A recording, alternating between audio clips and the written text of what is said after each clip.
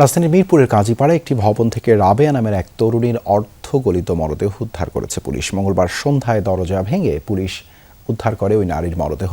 Police জানায় মৃত ওই নারীর নাম রাবেয়া ওরফে জেনি খান। তাকে হত্যা করা হয়েছে বলে ধারণা পুলিশের। কাফরুল থানার ভারপ্রাপ্ত কর্মকর্তা সাজ্জাদ হোসেন জানান, সন্দেহভাজন হত্যাকারী রাবেয়ার স্বামী মুন্না। তাকে গ্রেপ্তারে অভিযান চলছে। মৃতের মা জানান, 5 দিন ধরেই মেয়ের মোবাইল বন্ধ পান তিনি। মঙ্গলবার এসে ভেতর থেকে দরজা বন্ধ পেয়ে পুলিশকে জানান, পরে পুলিশ গিয়ে মরদেহ উদ্ধার করে।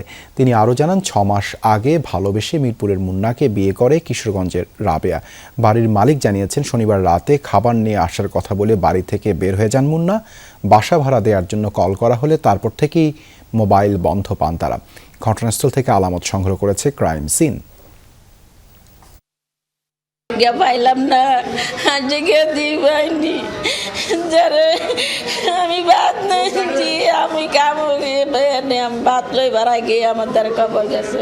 চলে গেছে রাত 11টার সময়, বসে কাজীপাড়া থেকে আমি খাবার নিয়ে আসি, এতটুকু বলে চলে গেছে, আর আসা নাই। পুলিশ এসে ভেঙে দেখে যে সুসাইড অ্যাটেম্পটের একটা সিন করতে চাইছে, কিন্তু পরে যে আর করতে পারে নাই। বডি এক জায়গায়, সুসাইডের ফাঁসি ঝোলানোর জায়গা আরেক জায়গায়।